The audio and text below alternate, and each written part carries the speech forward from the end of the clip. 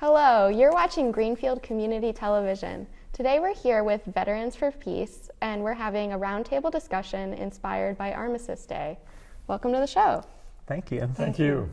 So I just wanted to go around and ask each of you why you decided to join Veterans for Peace. So can I start with you? Yes. So my name is Donovan Lee. I joined Veterans for Peace probably around 6 months ago, and what really brought me into it was seeing their active social media presence during the ongoing genocide in Palestine. And then what really pushed me over the edge was seeing Nick, actually, who I had seen spoken before as a Veteran for Peace at the UMass SJP Solidarity encampment when it was being broken by the Mass State Police. Nick and I were able to connect, and I joined Veterans for Peace the next day and have been organizing ever since.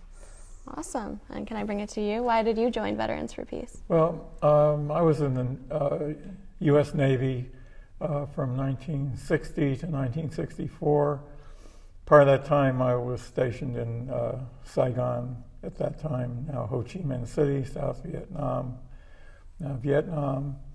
And over the course of time, I realized what a hideous thing the Vietnam War was. I think that I'm very compelled to try to inform people about what war really feels like and what it does, and particularly the colonial wars that the U.S. has been conducting.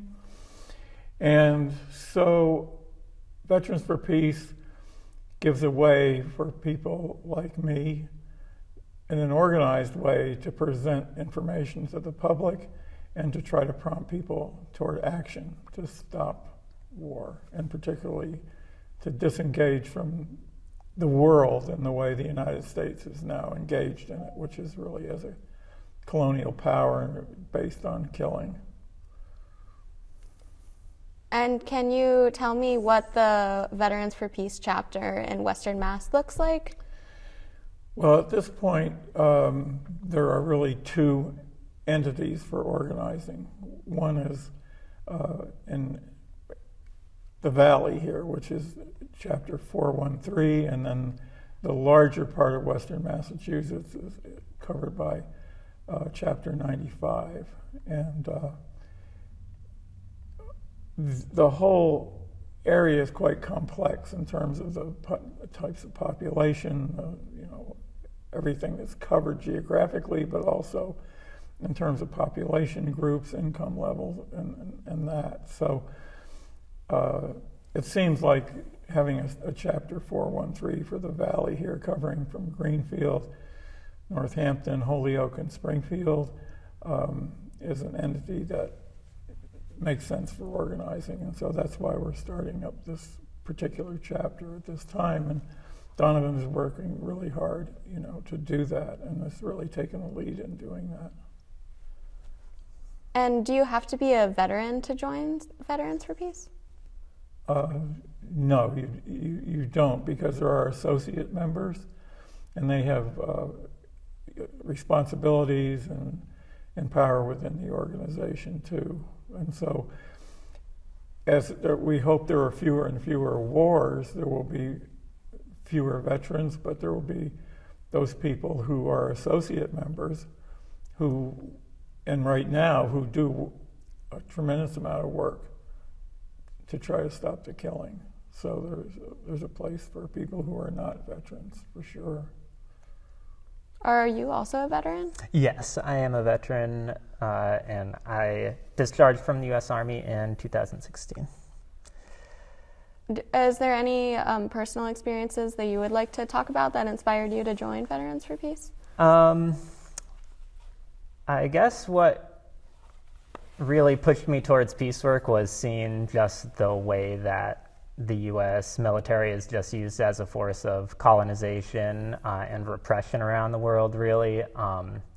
My service with the Army kind of culminated with a deployment to Jordan late in my service, and just seeing the way that the U.S. treats even people that they would consider their allies is really despicable. And then, once once I started seeing that, you can't stop seeing it, and you see it more, and you look into it more, and just realize really how the U.S. and the U.S. military is used as like this web of colonialization around the world, and it just, that's how I got into it, I guess. Totally. And can you all tell me about recent actions and upcoming actions that Veterans for Peace will be part of?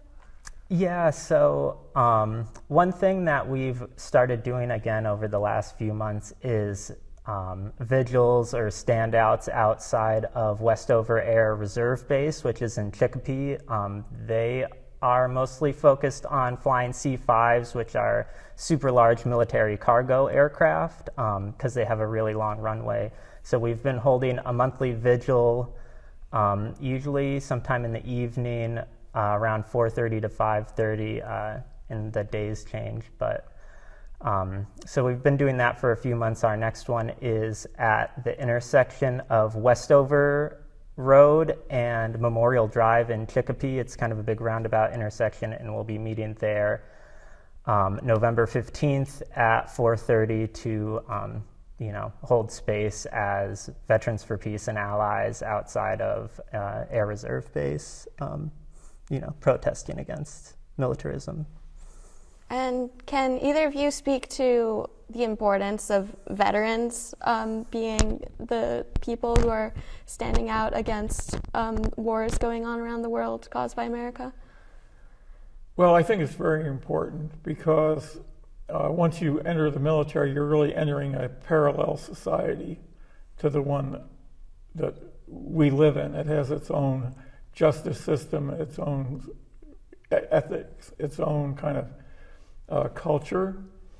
And unless one has experienced that, there's really no way to really, I guess, deeply understand it unless you talk to people who have had experiences with war, with death, and being trained to kill.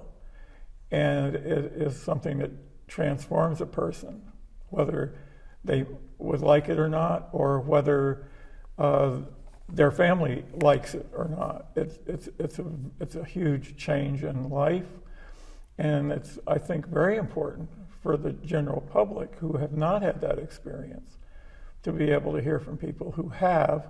They can take it for what they want. They may just say, oh, well, that's their problem or that's their situation. But there are other people who are very moved and compelled to hear other people's experience that they might not have had. And in this particular culture of the United States, where war is viewed as, in many ways, something very positive, most people don't like it, but there is an ethic here about, yes, we have to take at gunpoint, or we have to deal with threats at gunpoint without really understanding what we're doing as a culture or as a society. And it's a very sad situation because of the ignorance, but it makes our population a very dangerous population because of the lack of understanding about these things. Totally. And can either of you speak to the importance of doing actions locally and what impact that has instead of going to DC or protesting somewhere else? One big thing that I think is part of doing actions locally is the ability for more people to access the actions. As someone who works full-time, does other organizational work, and volunteers in the community, it can be hard to find enough time to do something like take a couple days to go to DC for a large rally or something. But I feel that it makes actions more accessible to people locally, and then I think it also helps kind of show people who are outside of peace work locally, kind of what's going on and who's in support of peace work. Most of the people who pay attention to the large protests are people who are already keyed into the situation and know how they fall on it, but there's a lot of people just driving around the valley that are kind of less keyed into what's going on, and I think seeing groups, and like a group like Veterans for Peace, it's like, oh, there are veterans organizing for peace in this area. Maybe I should, look into that, or, just kind of gets a wider audience. Well, I think one other thing, too, is that when we go to the Westover or any other military base, the people who work there, civilians and military people, our presence, I think, raises questions. Is this something we want to do? Is this something we should do? Is there more to it than what we're being told or what we see? Also, in this area, there are several military contractors. The largest one right immediately is the L3 Harris Company in Northampton. And we've been doing vigils outside there for the last 3 years, some with few people, some with more people, different protests, and that raises the question of conscience for the people working there too, and what are they part of? How do they contribute to these wars? L3 Harris is a huge corporation. It's got, it takes in $20 billion a year. It's the 6th largest U.S. military contractor. And they're involved in shipping weapons now that are being used to kill people in Gaza, Lebanon, and more widely. And they're making a lot of money. The boss there, Chris Kubasek, he makes $20 million a year doing this. So our presence there is something that the workers can say, well, wait a minute, what are we involved with here? And so I think that's a very important thing, too, is speaking to the conscience of people who are directly involved in the war machine. What should people know, and what are you fighting for? I would say that we have to understand how much our economy is based on killing and repression around the world, and we're really talking about putting our whole culture and our economy on a different basis, where it's based on cooperation and making things for peace and our well-being as humans. I mean, housing, we don't have the proper amount of housing in this country right now. Our healthcare system is very fraught, and it's not covering the needs of all the people. And it's not like, oh, well, if we would stop wars, then we could spend money. It's something we have to stop this, and we have to stop it too, because every day, all these explosions inside, jet engines that make the plane go, bombs, ships, aircraft carriers, all this is just putting all kinds of CO2 and other toxins into the atmosphere. And we're wondering, okay, now how's it so warm here at this time of year? And yet these wars roll on and unchecked. We have to just sacrifice and then kill people to keep what? That's what we're raising. We want to get off the killing thing. We have to if we're going to survive as just conscientious human beings, and physically now our survival is up in the air because of this total unaccountability to these military adventures, basically for corporations so that they can feel comfortable in these other countries and really take advantage of people. And I mean, that's just a stone truth that people hear just, oh, well, it's not my problem, or I don't want to think about it, I'm going to turn off the TV. But that's what's happening, in my opinion. Yeah, and I totally agree with Nick, and I think it's, we're working towards shifting the consciousness from that being at constant war with,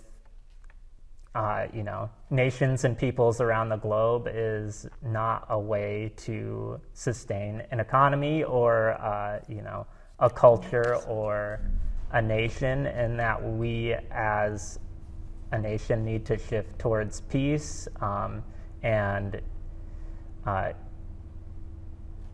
shift towards peace, I guess. Totally. And can you tell me, if someone feels inspired, how they can know about future actions and how they can get involved? Yes. So we do currently have a Facebook and Instagram presence, River Valley, Veterans for Peace River Valley 413.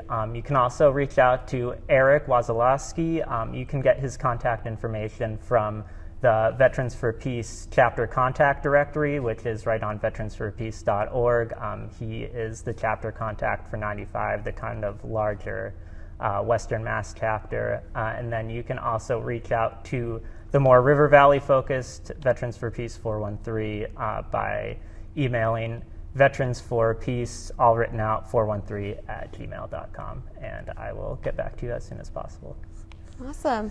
And we also have Patricia Hines from Trap Rock Center for Peace here today, and we were just wondering if you could tell us about some of the history around Armistice Day, which inspired this entire video. Yes, well, November 11th is coming up. It's called Veterans Day. It was originally inaugurated as Armistice Day at the very end of World War I, November 11th, 1918. World War I was the first industrial war, and much of what has been said here is essentially the consequence of the model of industrial war from World War I. Poison gases, planes dropping bombs, submarines were used. As a consequence of that war, 20 million soldiers and civilians died, and 20 million more were injured.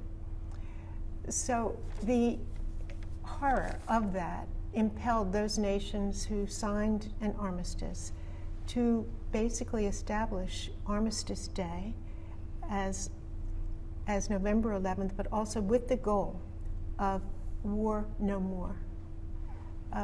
So the 1926, our Congress declared November 11th as Armistice Day and a holiday for this country. And these were their words: a legal holiday, think of it, our Congress, to commemorate with thanksgiving and prayer and exercises designated to perpetuate peace through goodwill and mutual understanding between nations. So the gap between that statement, the establishment of Armistice Day, and what has been described here is enormous.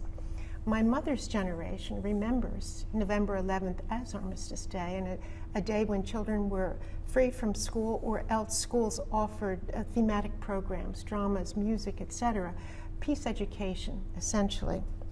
But all the ideals of peace embedded in Armistice Day were discarded on June 1st, 1954, when President Eisenhower renamed Armistice Day as Veterans Day. And think of it, it was 1954, we were in the midst of the Cold War, the Korean War was ending, in which we killed 2 million Koreans, primarily North Korea, bombing that. But a similar number then followed in Vietnam, and then the wars, Iraq, Afghanistan, ever after. So I'd like to quote a former Marine vet. He was Camilo Macbica. He was in the Vietnam War, as were you. He has become a strong war resistor, and he interprets this rebranding of Armistice Day to Veterans Day in the following way: enabling militarists and war profiteers, as you spoke, to celebrate and promote militarism, encourage the enlistment of young women and men as cannon fodder for future war for profit. So this guy who's making $20 million a year as president, is it just of the chapter or the section in? He's the CEO of the entire. The plant in Northampton is very small. It employs about 200 people. Yeah. It makes periscopes for submarines and optical targeting equipment for naval vessels. So no wonder the strong lobby in Washington by these corporate war profiteers. And they're making a bundle off of the current war with the weapons they're manufacturing for us to give to Israel for genocide in Gaza. So I would like to end by saying that the heroes we honor on November 11th are veterans for peace. They are true to the founding of the initial intention of the Armistice Day, which was war nevermore, and to thank you both for your extraordinary activism. Thank you. Yeah, thank you. And I just want to say, if you want to hear more great discussion by Veterans for Peace and veterans in peace activism. The Shoestring recently did a podcast discussing with Nick, myself, and another veteran in peace activism similar topics to this.